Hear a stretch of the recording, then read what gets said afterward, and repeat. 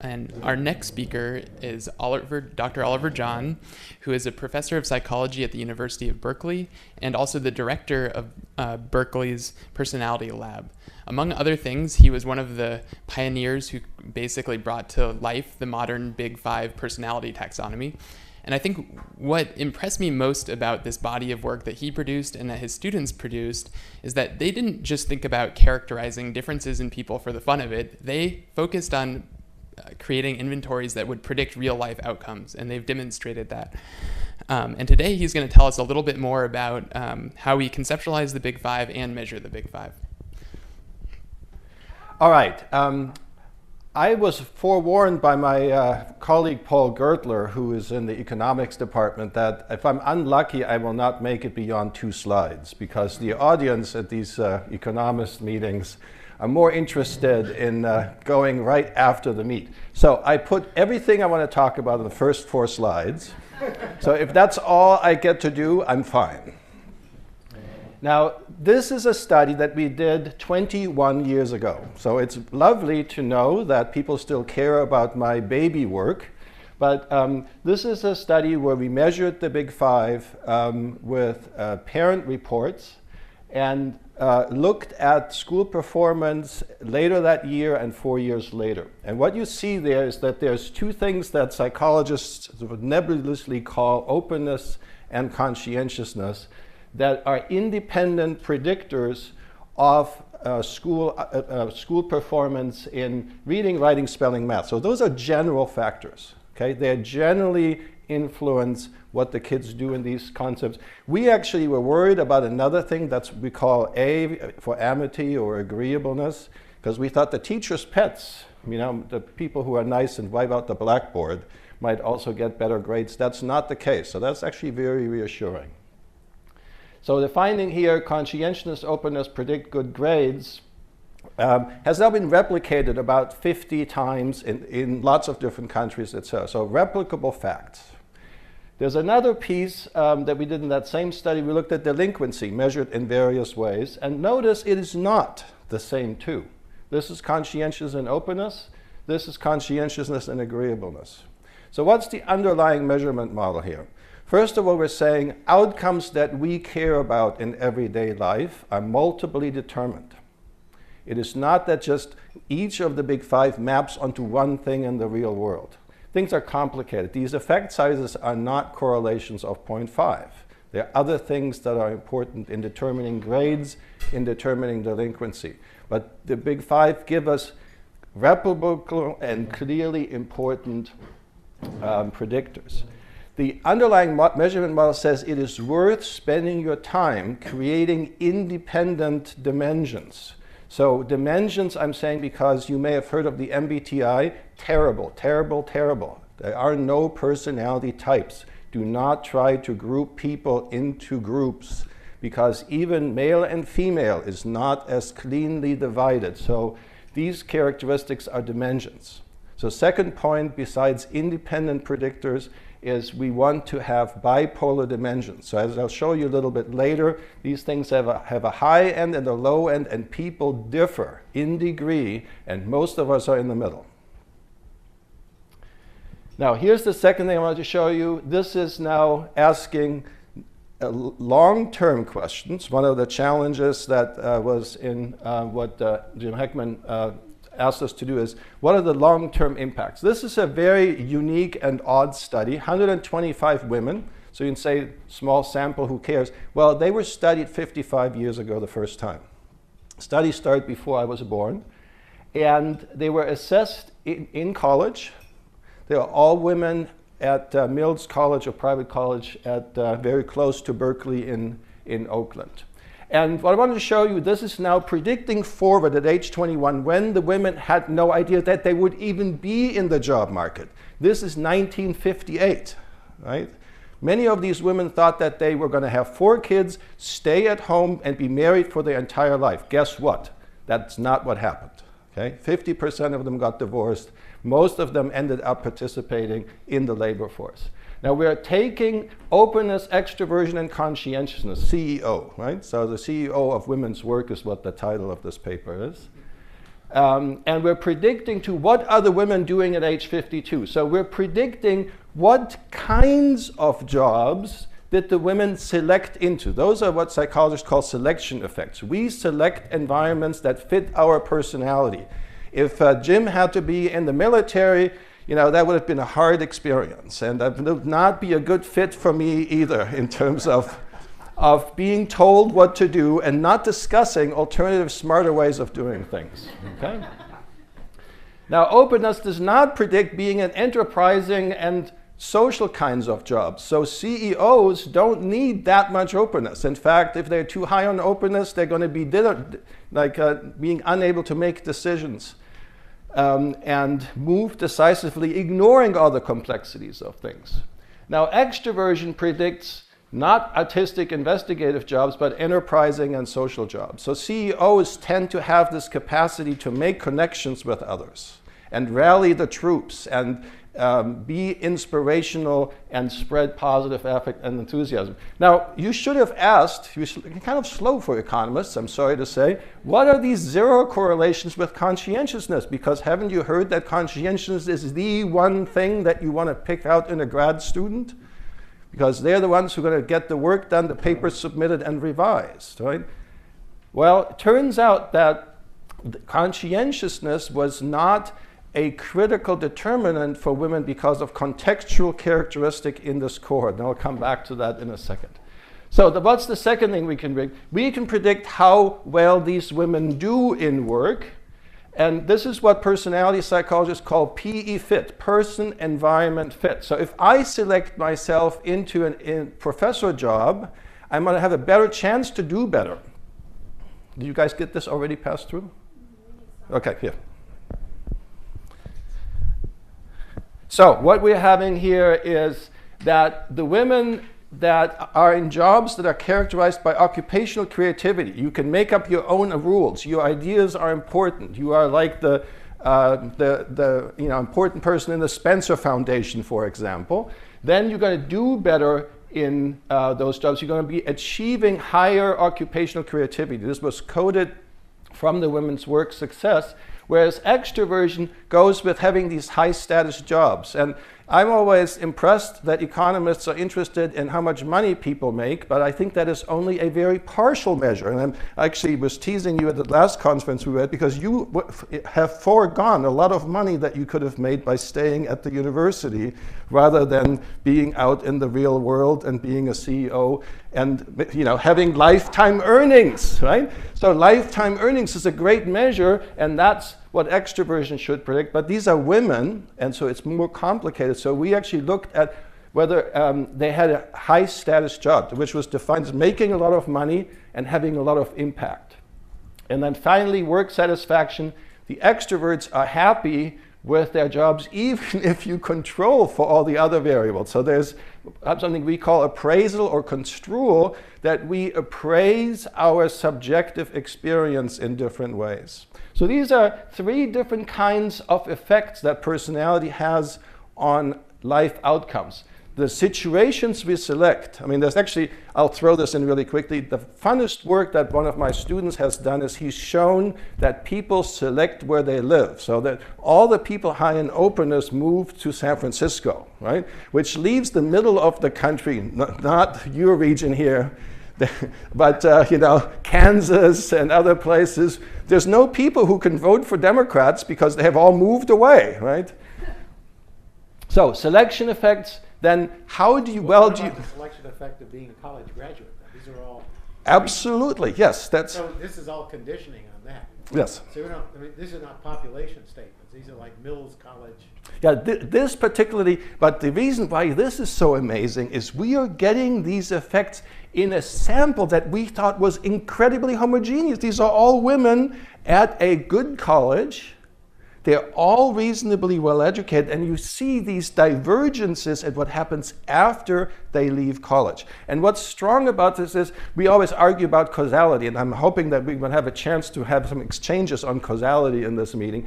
There is no reverse causality. Nobody can argue that 30 years later after they graduate that somehow came back and influenced their personality at age 20 in college. So there may be other factors, and some of them we can't control, and the sample is really too small. But this is the nature of the effects that we see in other studies. Clearly, all of this, the mapping of the personality into the kinds of work, all of this has been shown in other research as well. So I'm certainly neither the first nor the only one who shows you this. Okay, here's another one that shows, yeah, go ahead. You don't want to make the assumption that just because it happens 20 years later, it's gone.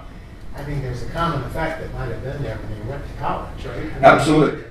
But the causality. No, that's right. I'm simply saying that there's the causal direction in the other direction is not a plausible alternative, right? Which is what, as a psychologist, I worry about, because a lot of things are interactional. Cause is sitting there, Right. Yes, that's correct. Absolutely. Okay. So here's one other thing that I wanted to share, and that is that we cannot predict work participation in the women from 21 to 27 or work satisfaction at age 27.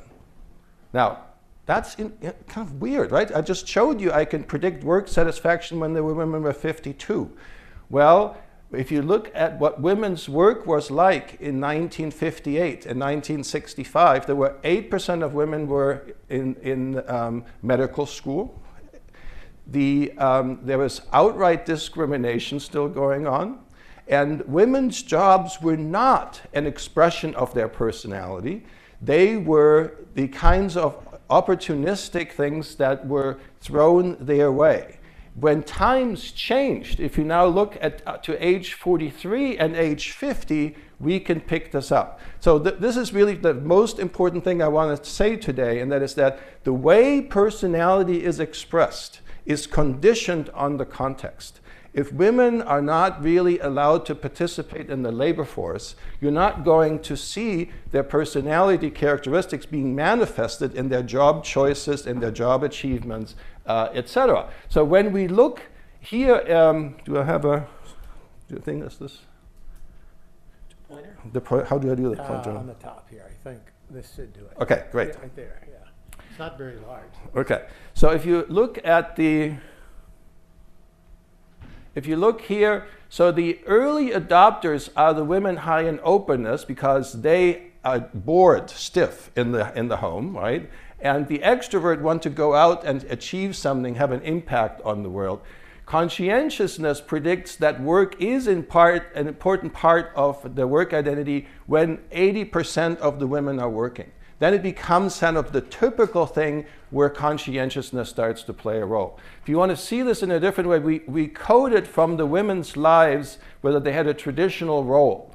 Openness minus 29, conscientiousness plus 23. Early divorce, the conscientious women are holding their marriages together, and who is influenced by the women's movement? It's the people that are looking out, the people that are more in tune with their external world. You have some measure of what they're doing. So a lot of these women are probably at home having kids at that time. Yes. So that's actually that's right. right. Development or kind Yeah. of engagement with the Yeah. client. So this is coded directly from the record. So we know activities, etc. So what this means is staying not working, staying in the house with the kids, and having given up on the first sort of work project, because some of the women actually started work, but then stopped, and we still see this today that so many women are taking time off from the labor force. So let me show you my last slide that I need to cover, and this is the idea that things change. So the people that are sitting in this room saying that, oh, empathy, it's fixed. Well, I have news for you. There is no evidence whatsoever that these characteristics are fixed. That yes, they have a biological component. Yes, we argue whether it's 40%, 45, or 50, but there's another 50% which is the environment. So there's no debate anymore. So if you have heard from Costa and McRae that personality is stable and fixed like plaster, they are wrong. It is not true. It is not even true that personality stops changing after age 30. And that, my wife says I have still matured somewhat, which is really wonderful news. And I take this as a great compliment. She's an expert. But if you look here, even after age 30, there is still a press for conscientiousness to increase. And what we are thinking, but we don't have all the data, which is why we need you guys who study, what happens in terms of people's roles and choices and so on. But what we think is that this is driven by the need to carry out responsibilities. That is that I was always terribly late. I'm still sort of not the most punctual person, but my child has never been late to school. I have always gotten her to school on time. Right? Now this tells you something about incentives, but it also tells you that growth is something that is still possible. And what of course you see is this tremendous, press really hard, this tremendous dip that we see in conscientiousness. This is when juvenile delinquency peaks, okay? So in big 5 terms, I'm living with a teenager now, which is kind of a mixed blessing, and they have this amazing dip in skills that are related to C and A.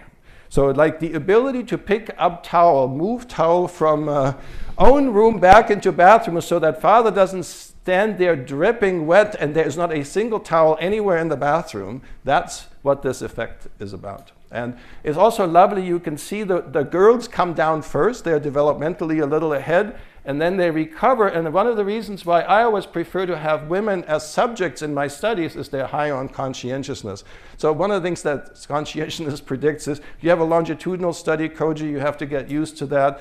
The high C people are returning forms not only earlier, but more consistently. They will have participated in more waves of your studies, etc. Question? Yes? It looks very much like you may also be picking up the life cycle responsibilities. Absolutely. Well, that's the idea.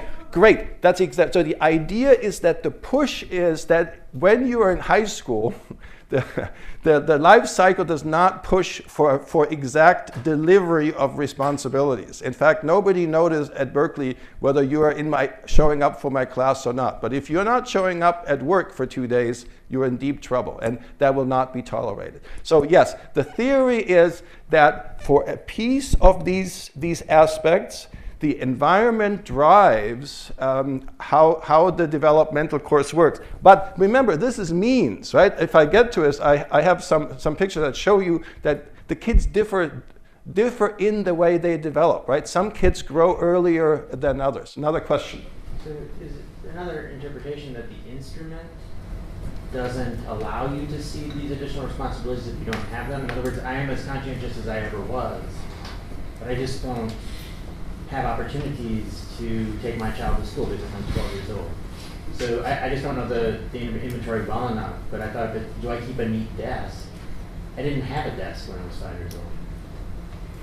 Oh, okay. So this is a huge problem. Let's talk about this later, which is basically that you need to map things. And you can see that we did not include kids younger than 10. But there's always this issue, which is how you equate measurements across time. So what this is trying to do is it measures things abstractly enough. This is self-report. The previous study was parent report, where you are trying to map things at a level of abstraction that you do not have to go into those details. So if we had the desk in there, there's a famous study. So I have these colleagues who think they can get away from ratings. Any subjectivity must be extinguished because it is a force of evil, right? And so what do? They do things like where they say, they go into your room and say, haha, did he make his bed? Guess what? I had a girlfriend who made my bed for me, okay? So these objective things, are kind of iffy. The objective measures have their own validity problems that once you look at them, and it's true of the IQ test, right? I mean, I have colleagues who say this measures your potential maximum performance. Oh, humbug, not true, So I love the idea of looking more specifically at the behavior, but I mean, Koji didn't say this. They're going to give him half an hour in the school system, What are you going to do in half an hour? That's what the task is. Yeah. You are taking the score really seriously as an absolute measure. No, I don't. I'm teasing you. I'm teasing you. Score doesn't believe like doesn't behave like that. No, of course not. That we know. Okay, so if you put openness there, does it behave like that? It could be just language.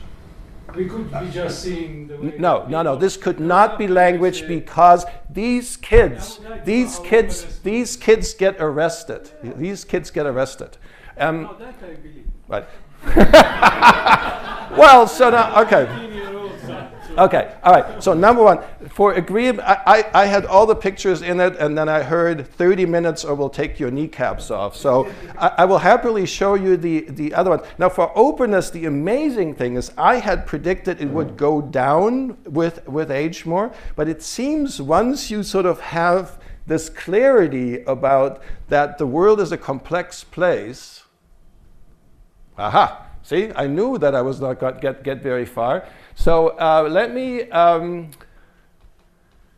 show you the thing that you have a handout for, because I always like to take something home from conferences, so this may be useful. So when Koji asked us, he said, look, you can't just make up your own framework because this is the OECD and we have rules. We have rules in France, you know. Turns out that the big boss is Andreas Schleicher, who is originally from Germany. So they basically said, look, we want you to deal with, first of all, working with others. And of course, as a psychologist, I said, well, wait a second, I don't just work with others, I play with others, I have fun with others, but he said, no, we are only interested in working with others. And what people don't know is that there are two completely independent pieces that go into working with others. One is engaging with making that initial contact, having that initiative, and being able to talk to somebody who is then a stranger. If you can't talk to a stranger, hard to meet a potential life partner. You know, you may have to find other ways to kind of meet that person. But engaging with others, and this we call collaboration for complex reasons. It's really about amity. Those are not the same thing. This is starting the relationship and sort of fueling it with enthusiasm and sort of assertiveness, expressing your opinions and so on. Whereas this is about compassion, so empathy. You know, empathy is another one of those things. My kids were not born with empathy. In fact, my kids bit another kid, you know, and you teach them that biting is not okay. So empathy, respect really is a very critical thing in the school context, trust and relationship harmony. So I don't want to sell the big five. I want to sell these things. I want to say being able to make a connection with others, asserting or expressing your needs and preferences, having positive affect, that is enthusing others. That's what I think is critical. So I don't care about the big five. The big five are a framework that help you translate all these other systems. So somebody said, right, I mean, you said, are there other things that we want to measure? I say yes, but let's have a framework so I know what you're talking about when we are trying to put things together. And so, intellectual curiosity, I mean, passion for learning, that's the most critical piece for this open-mindedness for me. We need more creativity, one of the aesthetic interests. I mean, it's on your hand. I'm happy to discuss it. Thank you so much, and I will happily share more of this work. So you were talking, No, but I mean, you were talking about context, and this will come up repeatedly. But when you look at all these studies, what do we really know about the alternative context? I mean, take conscientiousness or any of the others. That's one question. And the second question would actually be, we think as we go, you had this graph, but we think that these traits might evolve. They might become more complex. I mean, certainly, the child development people will talk about temperament. And by the time you get to the teenage years, it looks like the personality is much more, needs greater strategies, much more chance to flourish. And so the dimension of these skills actually can change with age and with other kinds of experience. So that's what I'm asking right now is just, what do we know about the relationship between the two? You were talking about how they might evolve as a function of experience or some interaction or workplace environment. What do we really know about that? What is thought to be known, I guess? So there's two really quick things I can say quite clearly. The distinction between temperament and personality is bullshit. That is simply that the developmental people that study babies want to have their own name for something. So they can't call this like the emerging personality. So they call it temperament. The idea behind temperament was that it was purely your biological endowment. And that ain't true. It turns out that temperament is no more heritable than the other. So temperament, personality, same thing. Temperament, but at least the dimension of the skill like you think of, Yeah, so we have a paper. I mean, a 16-year-old is going to be very strategic, and you've heard of these Mach scores, Machiavellian scores, right? Right. That's low A. That's low A. Yeah, that's low A. Yeah, so low A. Well, but it's also suggesting that as people get older, they develop these strategies, and they fill out their personality, right? Isn't there some neuroscience that would actually Well, one of the things, yeah. doing things differently? Right. So we have a paper where we look at what happens psychometrically from age 10, all the way to age 20 in terms of what the self-concept looks like. And you get more differentiation so that the big five become more separated from each other. It becomes clearer, okay? Basically the big six, or no, so it turns out that when you look at younger kids, there are two dimensions on the table right now that disappear. One of them is, I don't know about you, but when I was in first grade, I could not sit still for 60 minutes, right? I had to run around, I had all this undirected energy, which I still have some, right? I can now channel it. So the way it gets channeled into extroversion, where it kind of can have social outlets and sort of that enthusiasm, what we call positive affect. And then the other piece is it can go into conscientiousness, into pursuit of goals. And you're a great example for that, right? You see this goal and you're going to just go for that. So that's one of the dimensions. And then there's another one that's being kicked around that has to do with sort of dominance, and how we get because little kids are just more overtly aggressive in what they want, and then we learn that there are rules, and these rules get internalized and so on. But there's a lot of work that needs to be done on this because we haven't really I don't have access to kids. Okay, if I want to study kids, I have to be in bed with people who are like the directors of school districts or something of that sort. So there's a lot of work that needs to be done. Last thing I wanted to say, so we have I don't have time to talk about it, but we have this lovely study that looks at work. And so that if the women work, it changes their personality. So that basically the experiences the environment that you select into will then selectively reinforce the characteristics that you are bringing to the party or that you need for the job if you stay in it. So the idea is that yes, things interact, but what I wanted to show you is that if you go to age 21, when they were still in college, you have these important connections with things that matter. Yeah. I didn't understand your statement about people are not born with empathy. Could you explain? Yeah, so it turns out that there are some really cool studies that show that 3-year-olds will follow your gaze pattern and pick something up for you that you've dropped. It's brilliant. So there seems to be something in the human, whatever, somewhere there that has to do with our ability to recognize other and think about that. But people need to practice that. In other words, it is not something, if you just let the kids run around and you do not correct their behavior, you do not model pro-social behavior, they will not learn that by themselves. In other words, there are agents of education, whether they're parents and teachers and other kids, that help us develop this empathy. But you made a much stronger statement, which is people are not born with empathy. Yeah, I have a colleague who's written a book called Born to be Good. What he means is that we have this capacity for pro-social behavior, but that doesn't mean that it's there. It is the environment contributes to that. But what about the reverse process of selection of environment? You seem to be setting up a straw man and making. Oh, yeah, because I talk to people who's in the school context, they say, we are not interested in personality. Personality is fixed. It's inborn. You're talking to a different. Okay, all right, good, excellent. Well, I'm so, I yeah. mean, this is a lot of straw man and really strong statements. Hard to know. No, I don't know. I'm totally glad if I'm in a room full of people who believe the environment is important. But I also know folks who say no. We need to look at only specific skills. Theory of mind is developed at age systems. That's basically what it's doing.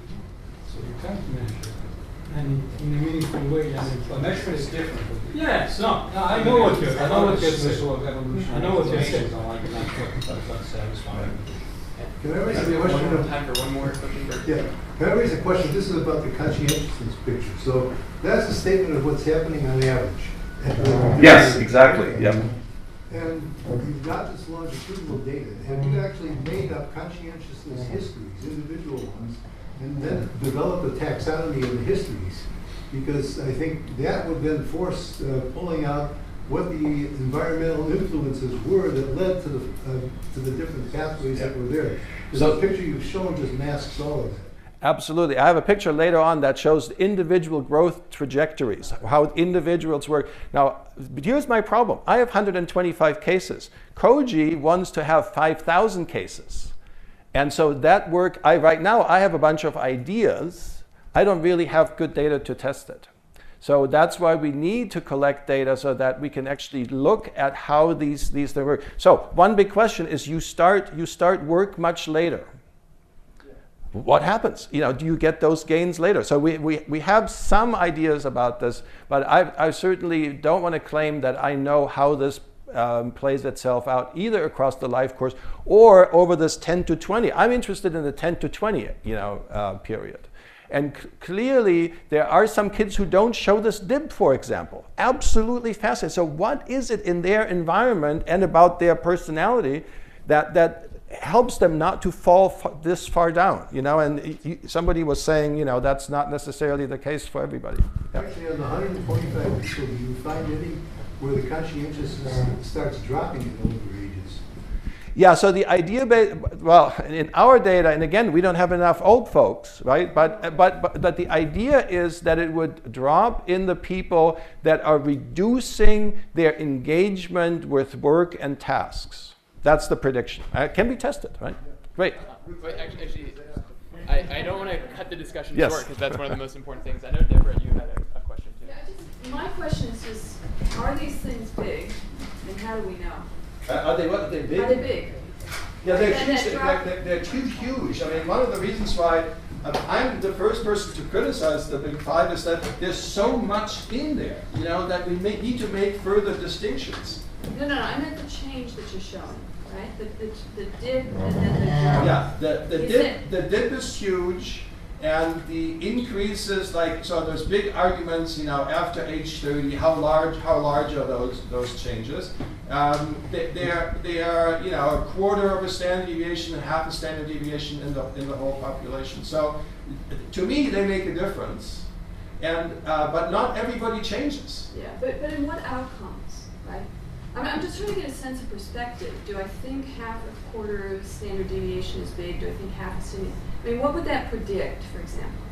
What difference in behavior would I be worried about? This is what we have to ask the economists, because I don't translate my effect sizes into kind of the real world, like how much money, how much more, productivity, etc. But that's really, this is why this is an important thing. I mean, psychologists have a little silo. We are sitting in our little environments and are not really talking to you guys. So these are the kinds of questions that I think together we can ask. In many ways, I don't want to kiss the guy, but the bottom line is that why your contribution was so important is you told the rest of the world these things are important. I mean, I knew in 1991 that openness and conscientiousness were important. I mean, they didn't need you, but I needed you to explain, if you now translate this into things like money earned or all these other things, it makes a big difference. So Yeah, I couldn't tell you, but my intuition would be if you don't increase in conscientiousness after age 17, you're going to have a hard life. That's what I'm pretty sure about that. Yeah. Thanks very much, Oliver. I think we're going to move on. Our official discussant for. Oh, was there one? Okay, I don't want to. The point of this conference is to have lots of discussion, so I really don't want to limit it. We do have a working lunch that's designed to specifically address these presenters. So, Clark is a professor at Rush University, and he has done a lot of work in terms of creating measurement systems based on task performance for children that could be given in schools, and he's going to give his perspective on Oliver's presentation now. That works? All right. Everybody can hear me, right?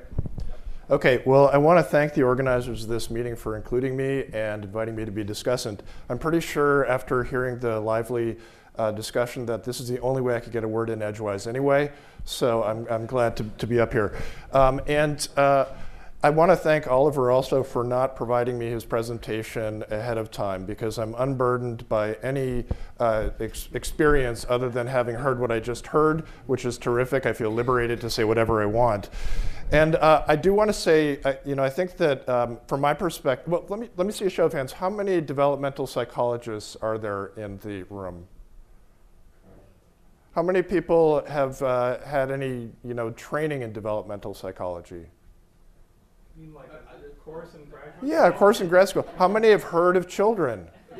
Okay, so I want to just offer my perspective on what the field of personality psychology and the Big Five can offer this endeavor, for better and for worse. And I hope this stimulates some lively discussion. I'm pretty sure anything would.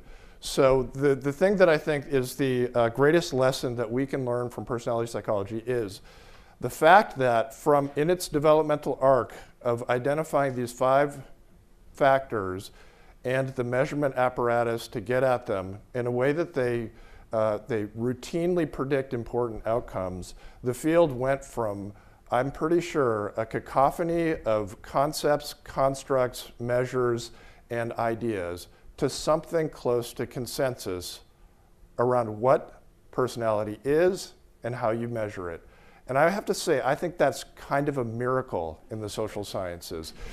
And there's an analogy in the field of social emotional learning. All right, so I do a lot of measurement development and thinking about kids' social emotional skills.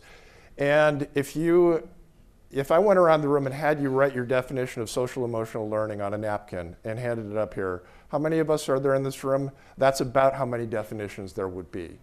And that's a problem for the field. The field has to do what the field of personality and social psychology did with the Big Five for us to be able to aggregate our data, to be able to contribute productively to an amazing longitudinal study like this, and to be able to advance both science and practice. We're not there yet. Right now it feels a little bit like just an incredibly enthusiastic jam session among people who like this broad concept, but how do we turn that into something that is more well orchestrated and can withstand the test of time and not just be a pop hit that goes away after a few months, okay? So personality psychology, how your field did that, Oliver, how people came together, what miracle of personality and intellect allowed that developmental arc in the field would be incredibly important for anyone interested in children's social emotional learning and its measurement. Now I'd say a cautionary note that I feel as somebody with an interest and background of developmental issues is that there is a limit to taking constructs and the associated measurement apparatus that were designed for adults and then just reverse engineering them for children. All the graphs that Oliver showed were ages 10 and up. And so the question is, what happens before that? What's important before that? How do we measure what happens before that? I'll tell you some reason to be cautious about that from our own experience. We've been developing tools to measure social emotional skills in childhood from kindergarten through 5th grade. Things like the ability to read emotions, take others' perspectives, solve social problems, engage in self-regulation effectively. And we pulled together some measures that worked really well for the elementary age range. And we thought, well, God, preschoolers are only a year younger than our youngest kids in the sample, so let's just administer these measures with a couple modifications to preschoolers. It should be great. didn't work at all. Something that was reliable and valid and meaningful in kindergarten was neither reliable, valid, nor meaningful in preschool, okay? The meaning of social emotional skills and the way you measure it changed fundamentally across that 1 year span, so that we had to be very humble about the measurement of younger kids. So how's the reliability actually established? I understand the general concept, but how would you know that suddenly it failed at 4, but it was great at 5? Well, we use things like the internal consistency of measurements, the temporal stability of the measurements, and kids weren't responding in an internally consistent way across items that presumably measure the same construct, nor was it stable across time. So it's unclear what we were measuring. So those were our measures of reliability. So would that be consistent, like with the emerging skills, or changing the dimension of the skills? My feeling, that's a good question. So would it be consistent with emerging skills, is that there's developmental continuity and change in social emotional skills. And some of that change is homotypic. Okay, that meaning the form and measurement of the skill remains the same across development. It's just that kids get better at it. Some of it's more heterotypic, like the gap between young childhood and elementary school. I believe the underlying constructs remain the same and important, though that's an empirical question, but how you measure it and the form of it changes. That's my hypothesis about why this didn't work with preschoolers. Similarly, we developed a great system on the web for measuring social emotional skills in kindergartners or third graders. We thought, well, let's try with fourth graders. I mean, they're only a year older. Guess what happened? It didn't work very well by the same indicators of reliability and validity that we were using with our preschoolers. So the question was, and I'll stop in a second, the question was, what is it about developmental continuity and change that makes the phenomenon the same or different across time and requires us to adapt our measurement strategies to appropriately catch what's going on? So, just a follow-up question on how you're validating these. I mean, you're kind of validating them at a particular age by saying, oh, are these measured that we think should be related, are they correlated with each other, and are they correlated over time? Yeah. But how do you know, I mean, that's sort of an assumption that they should be related. Have you ever thought about taking those early measures and seeing if they predict outcome, like life outcomes, and maybe they're actually capturing different things that are predicted? I would love to include these measures in a longitudinal study to see how they predict life outcomes. That's a great idea. But we don't have those data yet, but we know that it's not just whether the measures are correlated with each other. You know, I can send you the psychometric papers, but we're really very obsessive about establishing whether what we're measuring is related to outcomes that we think they should be related to concurrently, yes, with all the limitations, and related to alternate measures of the same things in the ways that we thought they should be. But anyway, it's not about my measures, but I guess the major point, the major theme I'd like to impress upon people is we only have one developmental psychologist in the room, and yet we're talking about a longitudinal study that spans first grade through adulthood, and the headline for everybody in this room is that a lot changes between first grade and adulthood in the form and expression of social emotional skills that we must account for in their measurement.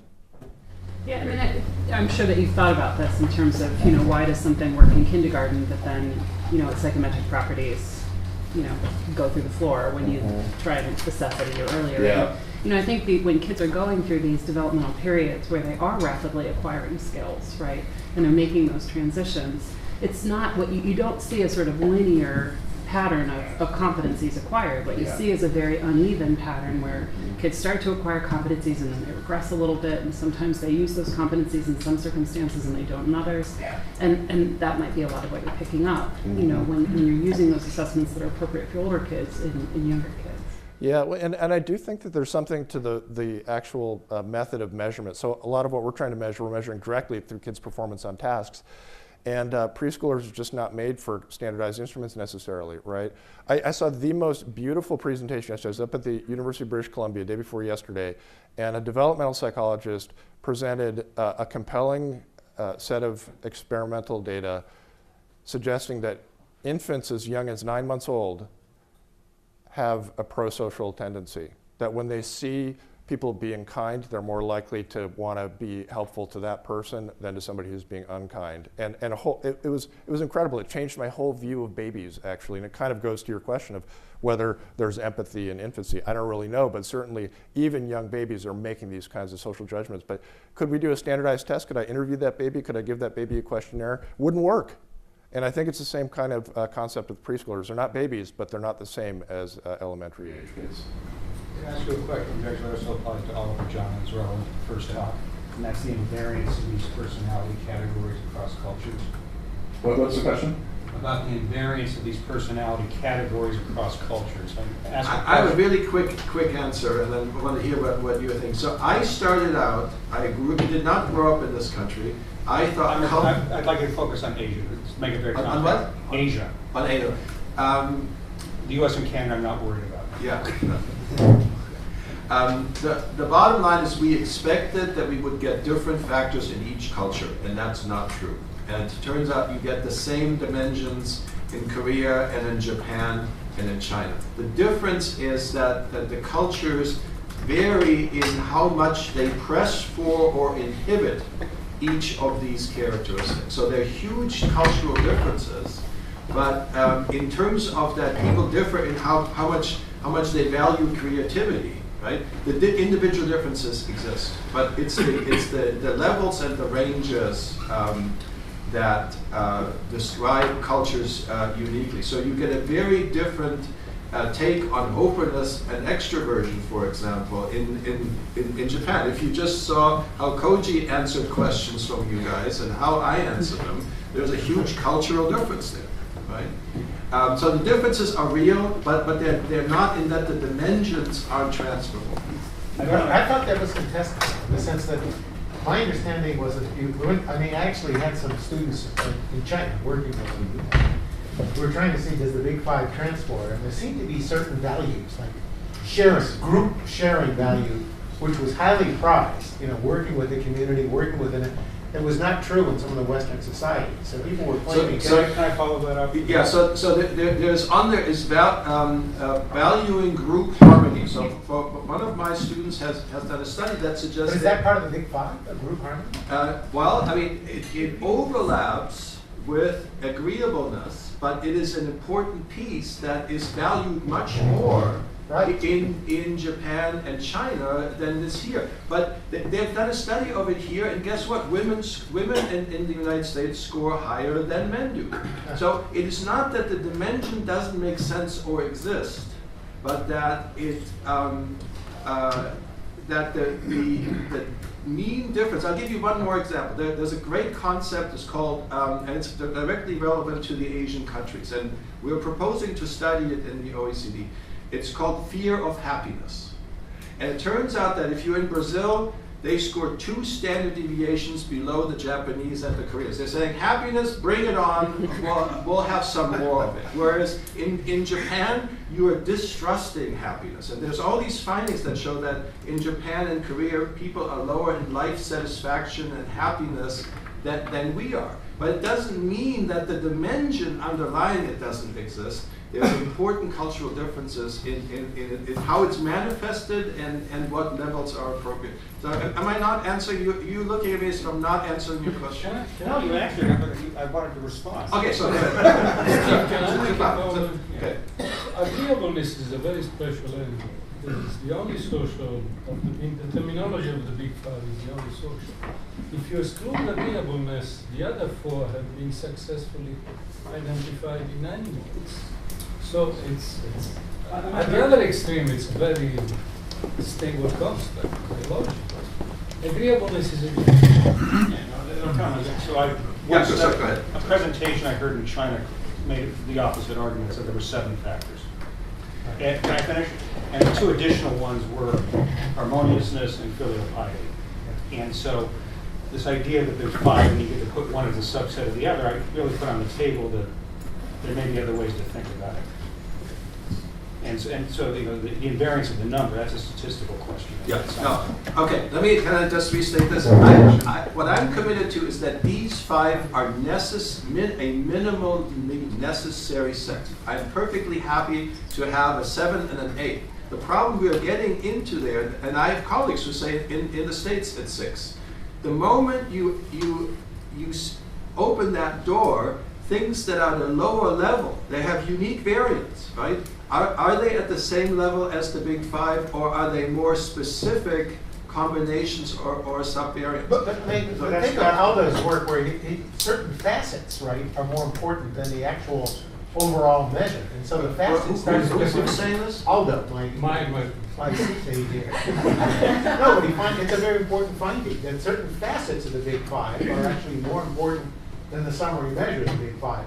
And that suggested that, that it's a very crude typology, to put it bluntly. And hey, don't, be glad you have something. Crude typology, look, you put them all together, you throw self-esteem together, so we want to predict, it's not just, we want a better predictor, maybe, is the question, right? Yeah. We really want to be able to. Look, I totally agree. So if you ask me about these conscientiousness facets, if I had to put my money on one, I would take that self-discipline piece, because organization by itself is completely useless, right? Just being able to organize things is not going to get you ahead. So yeah, so let me be really clear. So what we know is that there are 5 that replicate virtually everywhere that we've seen. There are clearly proposals for a 6th and a 7th out there. There's no question about it, but they have never replicated across a consistent number of other cultures or tasks or studies. So there's somebody who says the 6th factor should be humility and honesty. That's possible. I'm willing to consider that. But what I'm holding on to is this. And you said this right. Here you are, right? You said this wonderfully. It is such a hard-won victory that before I'm going to say, in China, turns out that the Japanese haven't joined that bandwagon. How come they aren't saying these are the 2 additional ones, right? If I see them replicated in 3 more cultures, I'm perfectly willing to say we got to go to 7. Okay? So I'm saying these 5 are necessary. There may be more, and there's also still a huge debate. I didn't have a chance to talk about this. A huge debate. What's underneath the 5? So if you guys are thinking, that some of the facets are more critical, I couldn't agree more. But it doesn't mean that the 5 aren't useful for organizing most of the things that we know that other people have proposed that are out there. So do we have any studies looking at the predictive component? So it's an empirical question, Mark. So we go to the life cycle, we say at age 30 or to age 40, earnings, or you name it, participation in crime. Which is a better set of predictors? If we just do a crude statistical analysis approach and say we have a set of 30 possible facets, and now does the aggregate do much relatively good compared to sort of the disaggregation into the facets? Is that known? And you have QT analogies. Yeah. Well, the problem is that I have the Big 5. The people who are out in the real world can't tell me what the 5 or 20 or 30 most important life outcomes are. What are they? Nobody has a really good list. If I'm predicting well-being, then I know, I can tell you which ones are the most important ones. Then openness is completely useless. May as well chuck openness out the window, because open people aren't any happier. They don't have any less stress or something like that. So it depends on the outcome domain. It depends. But I'm just thinking that you can imagine a vector of outcomes and ask the general question, what's the measure of fit? And I completely agree that there'd be certain things are important for certain tasks and others not. But well, again, I'm just going to give you a very quick answer, and I'm sorry. I apologize for simplifying. I'm clearly simplifying, but I'm happy to go into more complexities. If you ask me, would I put my money in terms of predicting well, then the facets are better. They have to be better because they have more valid variances. They make more distinction. It's like mammal and bird. Would you rather know that it's a mammal or a bird sitting on my lap, or do you want to know whether it's a whale? Quantitatively, how much better? Is it going to another point of R squared, or is it going to be a tripling? Yes, it is. Okay. So all the data I've seen is you go deeper, you get more.